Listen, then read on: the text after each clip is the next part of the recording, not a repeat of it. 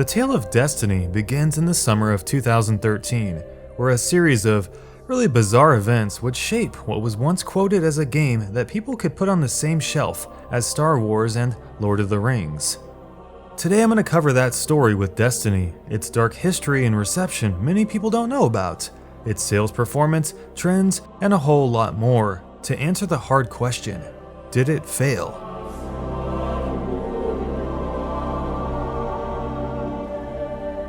Destiny has got to be one of, if not the most, interesting stories about a video game. People were just absolutely crazy for this game, and there was a lot to look forward to, said the media. From the amazing sense of scale to the great soundtrack and atmosphere, the production values in Destiny looked to be pretty damn epic. Cooperative play, missions, raids, a sprawling story, and competitive multiplayer. It was pretty hard not to get excited for this game. But the story of Destiny starts way before the release of the game, and it is a pretty dark tale. Destiny began its development around 2010 when Bungie was at the prime of its development skill. In February of 2013, journalists were invited to the offices in Washington to witness the long-awaited reveal of Destiny. The reveal was ambitious, to say at least, epic, and promised things never seen before in video games, especially with its most touted feature, the shared world drop-in, drop-out co-op that was tied together under a sprawling narrative. In the summer of 2013, things changed, and the fate of Destiny was spun out of control. Joe Staten of Bungie led the writing team, a veteran, and they put together a supercut, a 2-hour video comprised of various cinematics and story beats to show the leaders of Bungie and Activision, whom they signed a 10-year, $500 million contract with. But as fate would have it, in the blink of an eye, this vision Staten had for Destiny was scrapped by those in charge, thrown out of the window just 1 year before its release. That same summer, Staten and several other major team members at Bungie mysteriously left the company. Others were terminated out of the blue, such as Marty O'Donnell, the composer behind Destiny.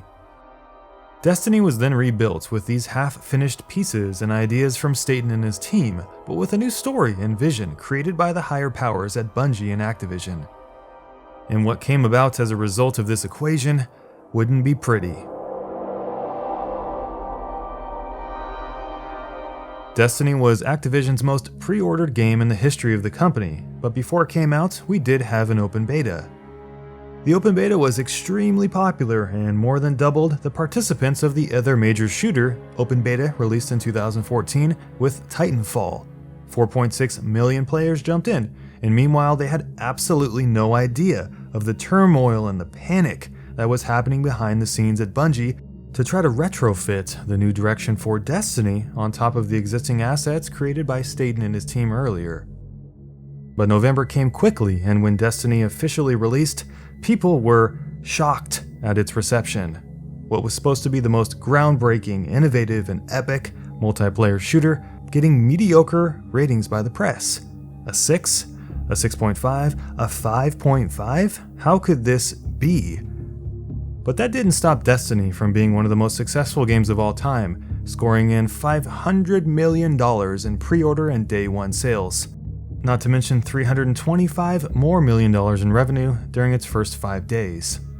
Furthermore, the game sold 6.3 million units in the first month of sale, which amounted to an additional $47.5 million in revenue.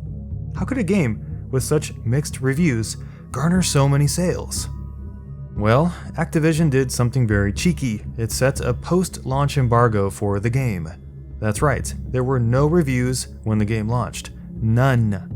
Talk about the scummiest way to silence critique, knowing that the game you promised us 3 years ago was not the same game we were going to get. Destiny was a game that excelled at the basics: combat, movement, art design, and sound. It just felt right and it looked so damn clean. They're both linked to something in Skywatch. Let's check it out. It just nails its feel.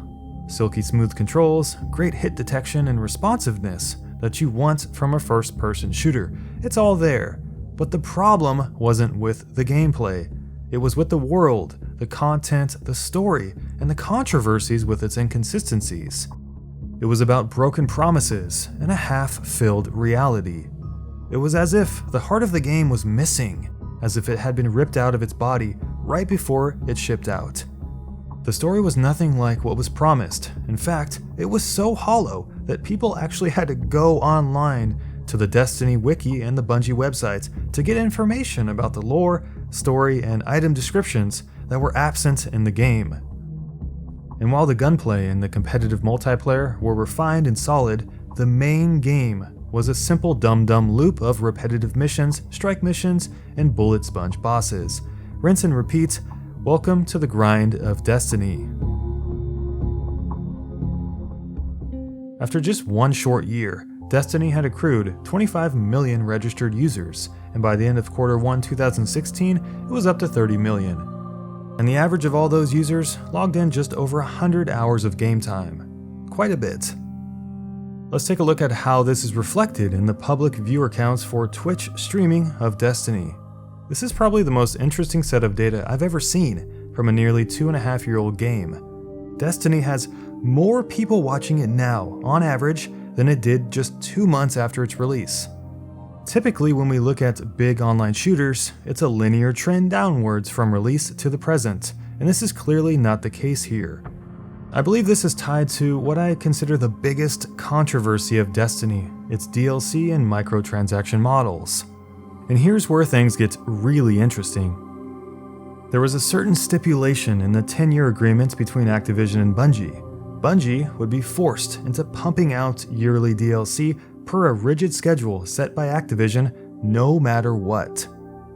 But the engine built for Destiny, called the Tiger engine, was grueling to work with, and that DLC content would take a lot of time and cost a lot of money. So the problematic Tiger engine, combined with the no questions asked DLC schedule and the rebuilding of Staten's vision, created what was going to be the future for Destiny, where slices of the game were cut out from the base game in attempts to meet Activision's DLC schedule. But this was only the beginning for Destiny.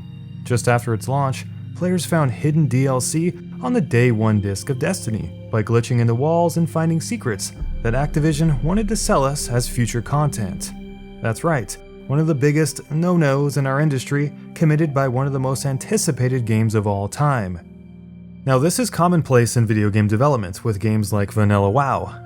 Think about the areas of Mount Hyjal and the Caverns of Time that players could debug their way into, that were empty for now but would be filled later with future content.